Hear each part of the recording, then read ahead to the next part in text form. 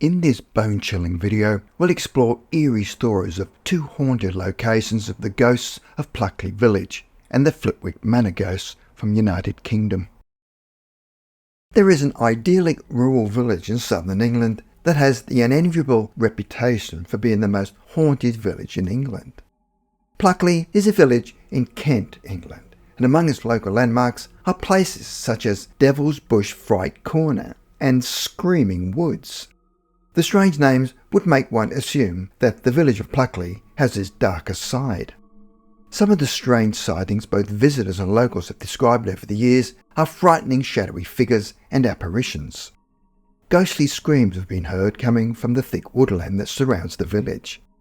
One witness said that it was a short time after midnight and they were driving down Smarden Road and approaching a location called the Pinnock. All of a sudden they encountered some bright lights coming towards them, and they could plainly see that it was a coach and horses. They slowed down and then looked again, because they could not believe their eyes. The witnesses said that they'd been up and down Smarden Road on many occasions and had never seen anything like it before. However, what scared them the most was that nobody appeared to be driving the coach and horses, and all of a sudden they vanished in front of their eyes. Although they had heard that Pluckley Village was haunted, up until that moment had never believed the stories, but after what they saw, they were now believers.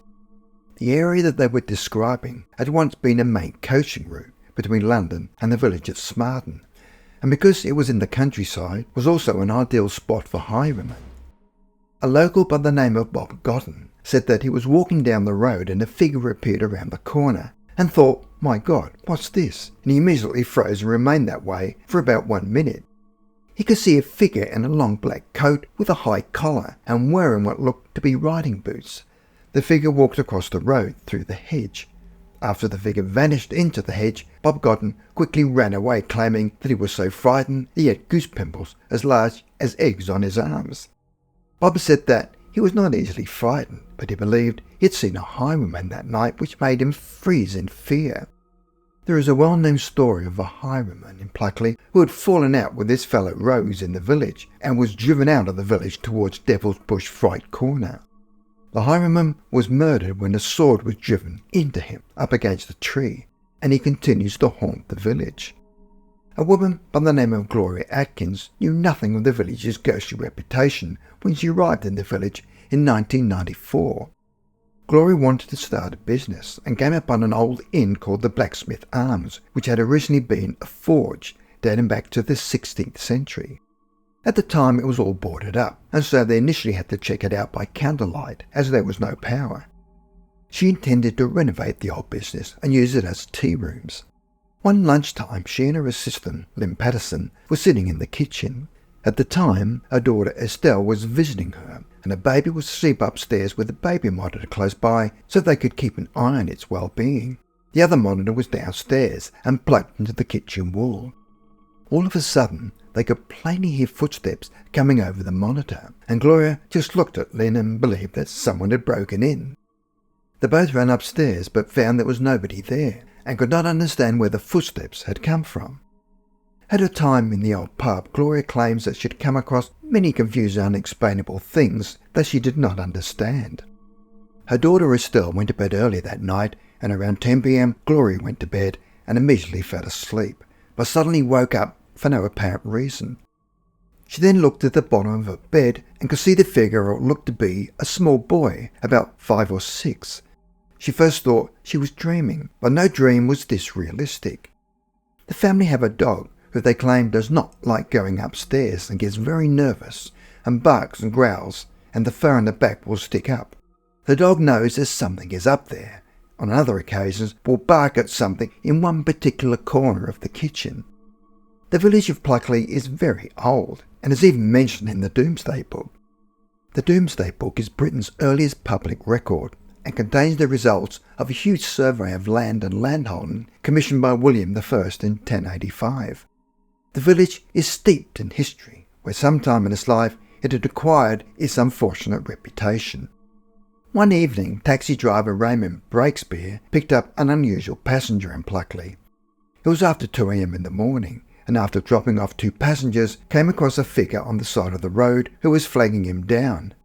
He was surprised at the time, as he rarely picked up passengers on his return journeys, especially that early in the morning. Raymond pulled over to pick up the man where he heard the door open and then close.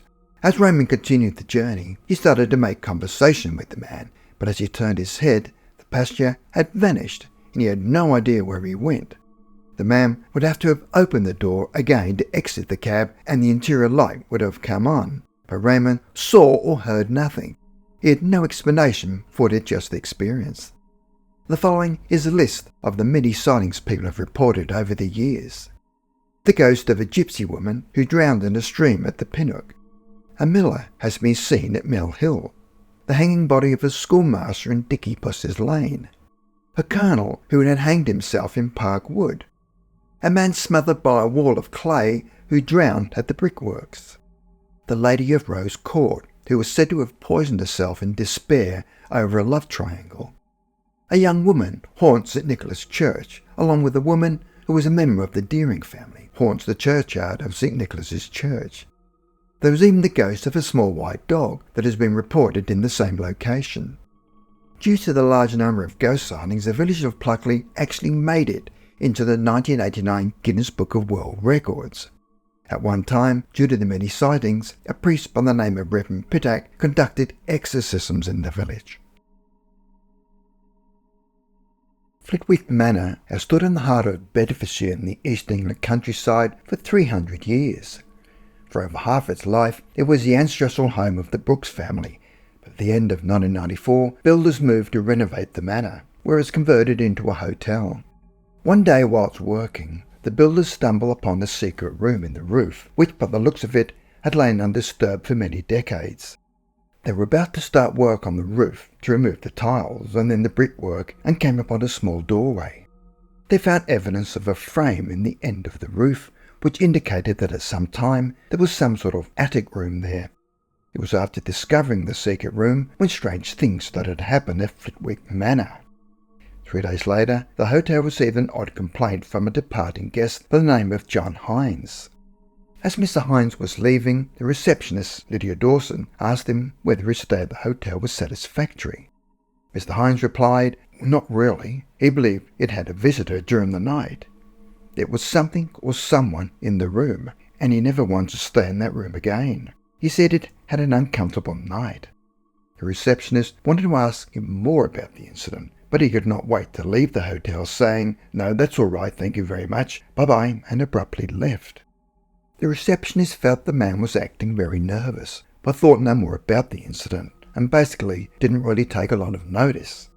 When Mr. Hines was later asked about his experience, he said, "I will never forget my stay at Flitwick Manor." He said that evening he detected that there was something in the room with him, and had the feeling that there was a presence he could not describe. He said that he initially checked into his room at Flitwick Manor after a business conference and went to bed around 1 a.m. Then 5 minutes later, something very heavy landed at the foot of the bed. He then quickly fumbled around trying to find the light switch, and when he was eventually able to turn on the light, found there was nothing there at all. Believing he'd imagined it, he attempted to go back to sleep and tried to settle down again. But a few minutes later, he felt a shuffling at the bottom of the bed. When he quickly lifted his head to look down, he could see the silhouette of a person actually sitting at the foot of the bed. He froze in fear and said, "Who are you and what do you want?" But there was no response from what appeared to be a woman, and she just sat there gazing out towards the window. John Hines said that he spent the rest of the night wide awake and was too scared to turn the lights off. He said he considered himself to be a very sceptical person and could not believe that it was a ghost that he saw, but had no other explanation for it. He wondered whether there was anything in the history of Flitwick Manor that might explain the apparition. However, after John Hines' frightening experience, staff began to notice strange occurrences and were themselves acting in a strange manner. One evening, the hotel manager, Sonia Banks, was staying on the second floor and had just locked up the hotel. As she was returning to her room, suddenly heard footsteps walking across the ceiling before hearing a door slam. The Footsteps and slamming were coming from the location where the workers had discovered the small room. Sonia was taken aback and surprised because she was supposed to be the only person present in the hotel. The following day, she found she was not the only person who encountered the strange sounds. The chef was a man called Duncan Poyser, who claimed that one night when he decided to sleep at the hotel was in the bedroom on the second floor when about 1 a.m. he was laying on his back and slowly drifting off to sleep, and found he could not move the bottom of his legs, and it felt as if something or someone was sitting on them. He raised his head to look down but could not see anything. He then tried a second, and then on the third attempt the weight was lifted. This incident left him shocked and startled and was confused by the whole experience.